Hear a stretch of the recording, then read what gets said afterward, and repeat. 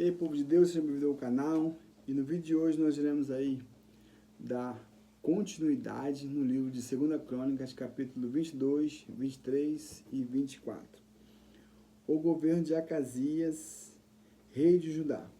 Então os habitantes de Jerusalém proclamaram Acasias, filho mais novo de Jeorão, em seu lugar, uma vez que as tropas que tinham vindo com os árabes mataram todos os outros filhos dele. Assim, pois, começaram a reinar Acasias, filho de Jeorão, rei de Judá. Ele tinha 22 anos quando começou a governar e reinou 1 ano em Jerusalém. Sua mãe se chamava Atalia, neta de Onri. Acasias também andou nos caminhos da família de Acabe, porquanto sua mãe lhe dava conselhos insensatos. Ele praticou o que era mal, segundo o padrão que agrada a Yahvé, o Senhor, do mesmo modo como agiu a família de Acabe, pois eram seus conselheiros depois da morte de seu pai, para sua desgraça. Seguindo esse palpite, ele partiu com Jorão, filho de Acabe, rei de Israel, com o objetivo de atacar Azael, rei da Síria, junto a Ramote de Gileade, e os sírios feriram Jorão, o qual foi obrigado a retornar a Jezreel para tratar dos ferimentos sofridos em Ramá, quando lutava contra Azael, rei da Síria. Mais tarde, Acasias, filho de Jorão, rei de Judá, desceu para visitar Jorão, filho de Acabe, em Jezreel, que buscava recuperar-se dos males provocados pelas feridas de guerra. Foi pela vontade de Deus que Acasias, para sua desgraça, encontrou-se novamente com Jorão. Assim que chegou Jorão e Acasias, decidiram partir a fim de visitar Jeú, filho de Nissim, a quem Yahvé havia ungido para exterminar a família de Acabe. Quando Jeú estava executando juízo sobre a família de Acabe, encontrou os líderes de Judá e os filhos dos parentes de Acasias, que o serviam, e os matou. Partiu então em busca de Acasias e seus soldados e capturaram em Samaria, onde estava escondido, levando a Jeú.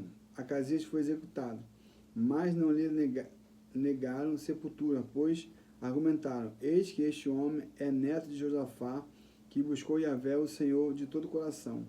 Assim, na família de Acasias não havia mais ninguém que pudesse ser proclamado rei. Atalia usurpa o trono real.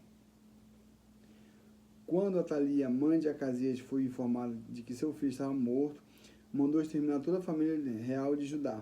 Entretanto, Josabete, ou Joseba, filha de Jeorão, tomou um dos filhos do rei Acasias, que iam ser assassinados, e o refugiou num quarto, junto com sua ama. Assim, Joseba, filha do rei Jeorão, esposa do sacerdote Joiada, irmã de Acasias, protegeu Joás de Atalia, e de forma que ela não conseguiu matá-lo. Assim, Joás passou 6 anos escondido com elas na casa de Deus, enquanto Atalia governava a nação. Joás é proclamado rei de Judá, capítulo 23. No 7º ano, Joiada decidiu tomar uma atitude. Mandou convocar os comandantes militares de centenas, Azarias, filho de Jeorão, Ismael, filho de Joanã, Azarias, filho de Obed, Mazéias, filho de Adaías, e Elisafate, filho de Zicre. Estes percorreram Judá, reuniram os levitas de toda a cidade de Jerusalém e os chefes de família de Israel, e vieram para Jerusalém. Toda aquela comunidade fez aliança com o rei da casa de Deus, e Joiada então lhes declarou: eis que o filho do rei governará, como nos prometeu Yahvé, o Senhor, a respeito dos descendentes de Davi. Portanto, assim fareis: 1/3 de vós, isto é, dos sacerdotes e dos levitas que entrarem em serviço no sábado, protegerão as entradas. Outro terço guardará o palácio real. E outro terço vigiará a porta do fundamento. Todo o povo ficará nos pátios do templo do Eterno, a casa do Senhor. Ninguém deverá entrar no templo de Yahvé, senão os sacerdotes e os levitas que ministrarem. Estes terão acesso, porquanto são santos foram consagrados para esse serviço, mas todo o povo deverá proceder conforme as ordens do Senhor. Os levitas deverão formar um cinturão protetor ao redor do rei, todos de prontidão com suas armas em punho, acompanhar o rei a toda parte, quando entrar e quando sair. Matar sumariamente qualquer pessoa que adentrar o templo. Assim, os levitas e todo o povo de Judá obedeceram às ordens e fizeram tudo quanto o sacerdote Joiada havia orientado. Cada um pegou os seus homens, tanto os que haviam de entrar em serviço no sábado, como os que deveriam sair, pois o sacerdote Joiada não dispensou os homens de seus turnos. Em seguida, o sacerdote entregou aos chefes de centenas as lanças, os escudos grandes e pequenos que pertenceram ao rei Davi e estavam no templo de Deus. Dispôs todo o povo, tendo cada qual sua arma na mão, desde o ângulo sul ao ângulo norte do templo, rodeando o altar e o próprio templo, para fazer a volta em torno do rei. Então trouxeram o filho do rei e cingiram-no com a diadema, isto é, depositaram sobre a sua cabeça a coroa real, entregaram-lhe uma cópia da aliança e o proclamaram rei, ungindo e bradando: Viva o rei! A morte de Atalia. Quando Atalia ouviu o barulho do povo correndo em alvoroço, aclamando o rei, dirigiu-se imediatamente à casa de Javé, onde se reuniu o povo. Assim que chegou, pôde avistar o rei à entrada, em pé, junto à coluna. Os oficiais e os músicos especialistas em soar as trombetas estavam ao lado do rei, e todo o povo muito se alegrava ao som de trombetas. Então todos os músicos com seus instrumentos musicais dirigiram-se cantando hinos de adoração. Nesse momento, Atalia rasgou suas vestes e gritou: Traição! Isso tudo é uma cilada! No mesmo instante, o sacerdote Joiada trouxe para fora os capitães do exército e ordenou-lhe: Lançai-a para fora deste recinto, fazei-a passar pelo meio das filas de guarda, e quem a seguir seja morto à espada, pois o sacerdote havia avisado: Não a matais na casa de Javé o Senhor. Então eles a prenderam e levaram até a entrada da porta dos cavalos, que dá acesso ao palácio real, e ali a executaram sumariamente. A aliança de Joiada. Joiada estabeleceu uma aliança entre si mesmo, o povo e o rei, para serem eles o povo de Javé, o Senhor.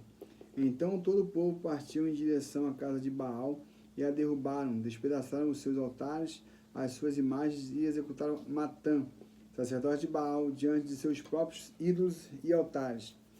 Entregou Joiada a superintendência do templo de Javé nas mãos dos sacerdotes levitas, a quem o próprio rei Davi havia designado tarefas de serviço no templo, para apresentarem os holocaustos ao Senhor, de acordo com o que está escrito na Torá, a lei de Moisés, com júbilo, hinos e cânticos espirituais, segundo as instruções do rei Davi. Também mandou colocar sentinelas nas portas do templo de Javé, para que não entrasse ninguém que de alguma forma estivesse impuro. Caramba, o povo sabia que não podia entrar no templo. Só os sacerdotes e os levitas, mas assim não entravam. Levou consigo os líderes dos batalhões de centenas e nobres e ilustres, os governantes do povo e toda a população, e juntos acompanharam em alegria procissão o caminho do rei, desde a casa de Javé até o palácio real, passando pela porta superior, e instalaram o rei em seu trono. E todo o povo bradava de euforia. Mais tarde a cidade se acalmou, logo que circulou a notícia da morte de Atalia ao fio da espada. O rei Joás restaurou o templo. Joás tinha 7 anos de idade quando começou a reinar e governou 40 anos em Jerusalém. Sua mãe se chamava Berseba, a Zíbia da cidade de Berseba. Joás agiu e viveu de modo agradável ao Senhor durante todos os dias do sacerdote Joiada. Aí é o problema, a pessoa começa a sair do foco. Joiada escolheu 2 esposas para Joás, com as quais casou conforme a tradição e teve filhos e filhas. Depois disso, Joás decidiu reformar a casa de Yahvé, o Senhor. Ele reuniu os sacerdotes e os levitas e lhes ordenou: saí pela cidade de Judá e recebei a prata, o dinheiro de impostos que o povo deve pagar para os concertos que são feitos todos os anos nas dependências do templo do nosso Deus, e fazer isto ligeiro. Todavia, os levitas ficaram pensativos e não se apresentaram em cumprir as ordens do rei. Então o rei chamou Joiada, o chefe, e lhe indagou: por que não obrigaste os levitas de trazer de Judá e de Jerusalém o imposto ordenado por Moisés, servo de Yahvé, à comunidade de Israel, para a tenda da Arca da Aliança, a casa da presença de Deus e do testemunho? De fato, Atalia, aquela mulher malvada e pagã, e seus filhos haviam arruinado a casa de Yahvé, chegando a utilizar todos os objetos sagrados do templo do Senhor em seus próprios cultos e rituais aos balins. Assim, por ordem do rei, construíram uma espécie de arca e a colocaram do lado de fora, à entrada da casa de Yahvé, o Senhor. Meu Deus, meu Deus, molhou. Fez-se a seguir uma convocação geral em Judá e em Jerusalém para que trouxessem ao Senhor o imposto que Moisés, servo de Deus, havia instituído e exigido de todo Israel no deserto. Todos os líderes e todo o povo obedeceram com alegria às ordens do rei e trouxeram as suas contribuições, colocando-as na caixa até que a mesma ficou lotada. Sempre que os levitas levavam a tal arca até os supervisores do rei, e estes observavam que havia muito dinheiro, o secretário real e o oficial do sumo sacerdote tinham a responsabilidade de esvaziar a caixa e a reconduzir ao ponto de partida, procedendo assim regularmente, todos os dias, ajuntaram grandes somas de dinheiro. O rei e Joiada entregaram a prata acumulada aos encarregados da obra do templo do Senhor, e estes tinham o dever de pagar todos os salários dos pedreiros e carpinteiros que se dedicavam ao trabalho de reforma da casa de Yahvé, como também os obreiros que eram especialistas em trabalhar em ferro e bronze nas obras do templo do Senhor. Os homens encarregados do trabalho eram leais e diligentes, o que garantiu o progresso da obra de reforma. Ele reconstruiu o templo de Deus de acordo com o modelo original e ainda o reforçaram. Assim que concluíram, trouxeram o restante de toda a prata arrecadada e apresentaram diante do rei e de Joiada. E com ela foram feitos utensílios para a casa de Yahvé, o Senhor, objetos para o serviço religioso e para os holocaustos, além de tigelas e outros utensílios de ouro e de prata. Enquanto Joiada viveu, sacrifícios e holocaustos foram oferecidos continuamente na casa de Yahvé, o Senhor. Morre Joiada, apostasia em Judá. Mas o tempo passou e Joiada envelheceu e morreu em idade avançada. Ele tinha 130 anos quando faleceu. Sepultaram na cidade de Davi com os grandes reis, porquanto havia realizado o bem para todo o povo de Israel, especialmente para com Deus e sua casa. Logo depois da morte de Joiada, os líderes de Judá se reuniram com o rei e, em meio a lisonjas e reverências, o rei aceitou suas sugestões. Então abandonaram a casa de Yahvé, o Senhor Deus de seus antepassados, e voltaram a prestar culto e adoração aos totens pagãos e aos ídolos de todas as formas. Por esse motivo, a ira de Deus caiu sobre Judá e Jerusalém com severidade. Embora o Senhor tivesse enviado seus profetas ao povo com o objetivo de trazê-los de volta à sensatez, e para ele e os profetas tiverem de fato pregado a palavra e protestado contra a má conduta do povo, eles não quiseram dar ouvidos à verdade. O profeta Zacarias adverte o povo. Então o Espírito de Deus apoderou-se de Zacarias, filho de Joiada, o sacerdote, o conduziu à frente do povo e disse: assim diz Deus, por que transgrediste o mandamento de Yahvé, o Senhor, de tal maneira que vos é impossível prosperar? Portanto, já que abandonaste o Eterno, ele também vos fará experimentar o seu afastamento de vós. Olha o castigo aí, ó. Mas eles não quiseram ouvir a verdade e conspiraram contra o profeta e o apedrejaram em pleno pátio da casa de Javé por ordem do próprio rei. Olha aí. Assim o rei Joás não se lembrou com gratidão de toda a bondade que Joiada, pai de Zacarias, lhe havia dedicado e mandou executar sumariamente seu filho, o qual exclamou pouco antes de morrer: que Javé contemple a tua injustiça e te retribua. Deus acerta contas a Joás. É isso. Por volta da primavera, na virada do ano, o exército da Síria decidiu atacar Joás, invadiram Judá e Jerusalém e exterminaram todos os chefes e líderes do povo e encaminharam todo o seu despojo de guerra ao rei de Damasco. O exército dos arameus tinha vindo com menos soldados do que o exército dos judeus, mas Yahvé, o Senhor, fez parecer um exército muito grande, poderoso e destemido, porquanto Judá havia sido desleal e abandonado o Eterno, o Deus dos seus antepassados. E assim o juízo foi plenamente executado sobre o rei Joás. Quando os sírios partiram de volta para suas terras, largaram Joás gravemente ferido. Então seus servos conspiraram contra ele por causa do sangue do filho do sacerdote Joiada e o assassinaram em seu próprio leito. Assim morreu o rei Joás e foi sepultado na cidade de Davi. Todavia não nos túmulos dos grandes reis da nação. Os que conspiraram contra ele foram Zabade, filho de Semeate, a Amonita, e Jeobadade, filho de Sinrite, a Moabita. Ficou duas mulheres? Filho e filho, dois homens. Quanto aos seus filhos e ao grande número de oráculos, profecia a seu respeito, bem como as declarações sobre a restauração da casa de Deus, tudo está escrito no Midrash, do livro da história dos reis. Midrash.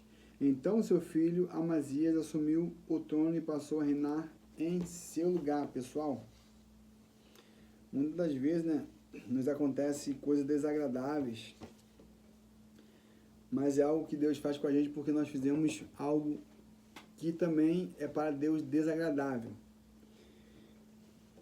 E o que é que nós temos que fazer? Nós temos que nos voltar para Deus, pedir perdão, pedir a sua graça, pedir a sua misericórdia, e com certeza, se nós estivermos um coração contrito e quebrantado, um coração sincero, com certeza Deus nos atende e esse sofrimento ele é amenizado e talvez Deus até tire de nós esse castigo. Então, é bom lembrar disso aí, né? O rei Josafá é um exemplo disso, que buscou a Deus na sua aflição, quando ele estava com medo do povo aliado, e Deus o socorreu, né? Na vida, nós passamos por tudo aquilo que nós fazemos, né? É a lei da semeadura. O que você planta, você colhe. Pode demorar, você talvez pode não sentir, mas acontece. E eu tenho observado que as pessoas estão sofrendo, e esse sofrimento, eles querem tornar esse sofrimento em maldade com o seu próximo, né? Então, todo mundo tem dentro de si uma ferida aberta que não tem cura. A única cura é nós buscarmos a face de Deus e nos voltarmos para Ele com um coração inteiro, com um coração íntegro. E assim nós acharemos conforto, acharemos paz, tranquilidade, porque tudo isso vem dele, né? Nós mesmos às vezes cavamos nossa própria sepultura e é Deus que nos dá esse refrigério. Pense nisso, fiquem todos na paz do Senhor Jesus e até o próximo vídeo.